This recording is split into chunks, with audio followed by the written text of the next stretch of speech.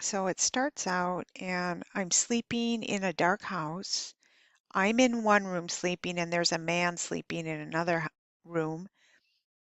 I know him, I care for him, I love him, but it's not a romantic love, okay? From the house, I end up in this place, and it's going to be very, very hard to put into words what this was like. If you could picture a um, creepy, dark old basement, um, warehouse, but there's still spots where you can see the sky, but it's like an underground city. I don't know what else to say or how else to explain it. That's what it reminded me of. But on the same note, you could sense on every level the evil and the death here. The best way to put this in a nutshell, this place was void of God. There was no life. There were people here, but there was no life. You could feel it. There was just death and evil. There were no stores standing anymore, coffee shops, businesses, nothing. There was rubble in the midst of it where buildings once stood. There were areas where you'd be in a building and the roof was gone. You'd be in areas where half of the building was gone. There would be steps missing in various places, but there was just all this going on. It was very eclectic. The first scene I remember is being in that creepy cellar type dark basement, and there was a group of men, and what they were doing. Okay, picture a torture chamber. Okay, that's what that was. Um, they were discussing among or talking amongst themselves, saying, one of them said, "This is how we will be killing people in the tribulation." Then the other guy responds and says, "That's the most inhumane way to kill someone." And then they laughed. Now, I didn't see a guillotine or anything like that, but that was the intention going on there. The next thing I remember is different religious groups. The first one was Israel, and I could see rabbis, and they had their shawls on, the tallits, and what they were doing was explaining or building a case to present why they don't believe Jesus is the Messiah. They said, "We don't worship Jesus. There was one man talking. We don't worship Jesus. We don't believe in Jesus, and he is not the Messiah." And I responded to him saying, "You have it wrong. He is the Messiah." But they ignored me.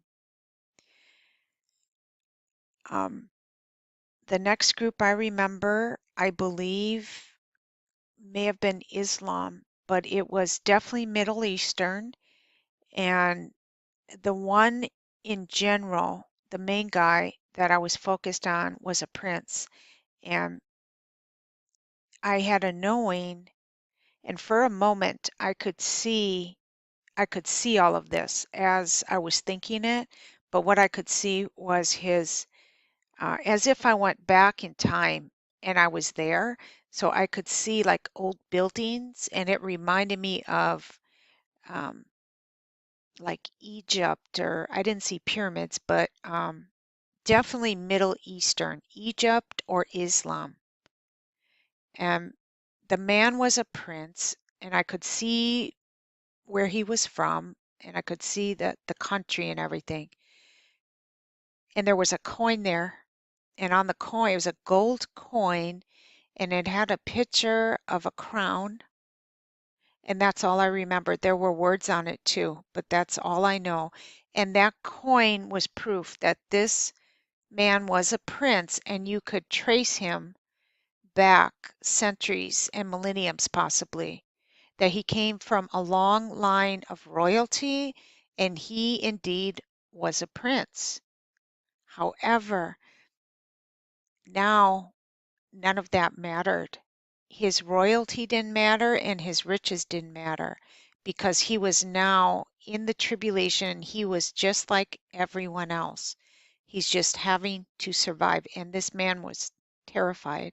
The look on his face, he was terrified. It was like he realized all of that as I was watching him. I had a complete knowing this was the tribulation, but at the same time, I also knew that it was the New World Order and they were planning.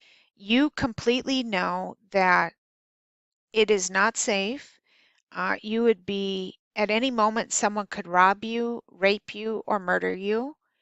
You couldn't trust anyone at all. Everyone was on their own and trying to survive, but people began to have gangs. They formed gangs, groups of people, so they could stick together and survive. The people had their clothes were dirty, their clothes were ripped. They had probably had the same clothes on for weeks, months, maybe years. I don't know. They were not showered. There was no hygiene. Um, as I navigated through, there was a particular man that was to lead me through, and my goal was to find my stuff and go home. And I knew I had a suitcase and a backpack. And I believed it was I wasn't sure where it was, but I believed it was at the starting point when I entered in. And this man was going to be the one to get me to that stuff so I could find it and leave. Okay. And I didn't trust him, but I knew he was all that I had. But I would never was close to him. I never was face to face with him. I was always several feet behind him. At one point, I was with the guy and his gang, and there were some abandoned, like old, dirty couches there. Okay, so we were in this setting. It wasn't quite a living room, but couches were there. Okay, and a man walks in, an outsider, and I knew he was an outsider, and he was dressed very nice.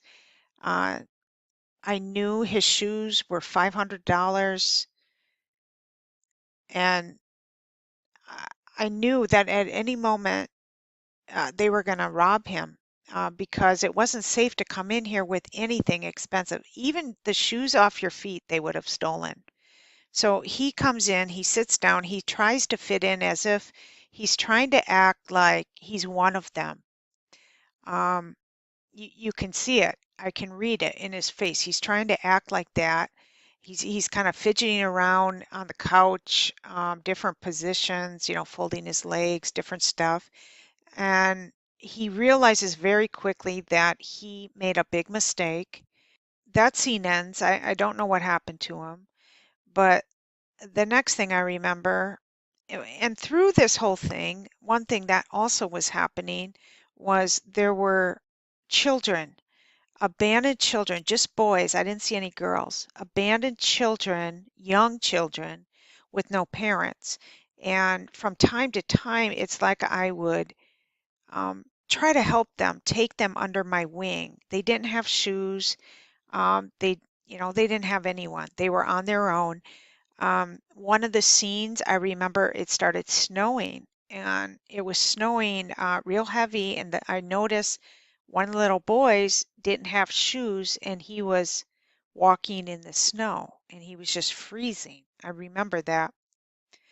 Um, it seemed like I was here for days, but the whole time I knew this was the tribulation, and I also knew that the New World Order was here too, and they were ready to initiate the tribulation. So I found myself up on something like this. Um, there was no railing or anything, but I remember laying up here trying to sleep. And I remember looking down, and all I could see everywhere were rats running around everywhere. Um, at some point, um, we end up, I'm with that guy and this gang, his gang, but I'm behind them. And we have to go through one section. Okay, so he has to check in with someone. So it's, to describe it, it's like a abandoned warehouse, no windows, all of that. But now it's morning time and the sun has just come up, and I know that. And I know that in this room I can see desks, rows and rows of desks. It reminded me of a huge computer lab. But I had a knowing, and people started rolling in here. I had a knowing they were there for class, and what they were being taught was how to navigate through, like they were planning something for the tribulation. That's all I really knew, but I knew for sure that that was it.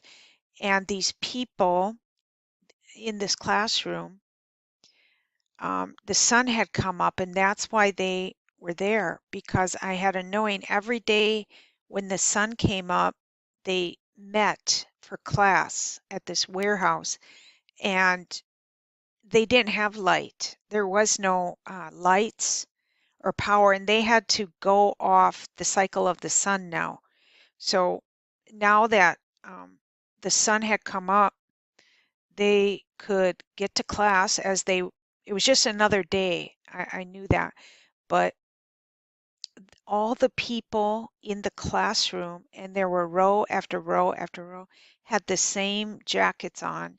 And the jackets were white with light blue, maybe a shade darker than light blue, but not navy blue and not dark blue. It was blue, a blue stripe all the way down the arm of the jacket, and on the back was a blue circle outlined in blue, and there were words. I believe it was around the circle or in the circle, and I don't know what the words were, but they all matched. And right there, I knew they were the New World Order. And I believe more specifically now, they were the United Nations. But they were there for class again, and we had to pass by them. And the guy that was leading me, he had to talk to one of them so we could pass through there and keep going through this area. And they allowed it. So we got through. And at this point, I remember running up a staircase and ended up here again, like a place like this. And I see my suitcase and backpack right here. But yet there's people all around here. So I'm trying to figure out, how am I going to pass the people, get down the stairs with my stuff without them robbing me or killing me. Like, it was a real concern. That was just the way it was. You couldn't trust anyone. So at that point, as I'm contemplating that, I see out in this direction a sidewalk, and I see three people, and these people are dressed normal. They're not disheveled. They're showered, well groomed, and well dressed. And I see them walking on the sidewalk on the outskirts of this area, this town. And the woman says to one of the others, and she points and she said, "That's the New World Order." Like she just woke up to the fact that that is the New World Order. So I run down the stairs, I go to her, and I say to her, "You're right. You're right. It is the New World Order, and the tribulation is about to begin." I said, "You've got to accept Jesus right now as your Savior." And she's like startled and surprised. And I had a knowing that at that moment is when she woke up to understand this is all real. The New World Order is real. The tribulation is real, just everything. And that we're there. So she accepted Jesus as her Savior. Okay. Then um, I realized as I was praying with her to accept Jesus, I realized, oh my goodness, I left my suitcase up there unattended because you can't ask someone, you couldn't just ask someone to watch it for you while you went to talk to this lady because they would have stole it. So I run back up there and it's gone. And now I'm, you know, just panicking, looking for my stuff, and I can't find it. And my fear, I just remember I was just building up this panic. And I come back up and now I notice there's suitcases everywhere around here. Mine's not there, but there's new suitcases and they're all lined up here on the top. And I wake up